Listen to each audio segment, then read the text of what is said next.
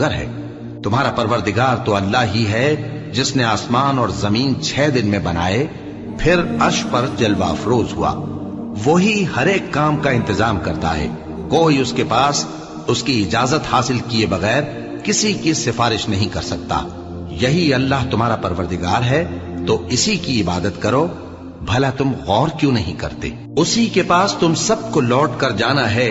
اللہ کا وعدہ سچا ہے، وہی خلقت کو پہلی بار پیدا کرتا ہے، پھر وہی اس کو دوبارہ پیدا کرے گا تاکہ ایمان والوں اور نیک کام کرنے والوں کو انصاف کے ساتھ بدلہ دے۔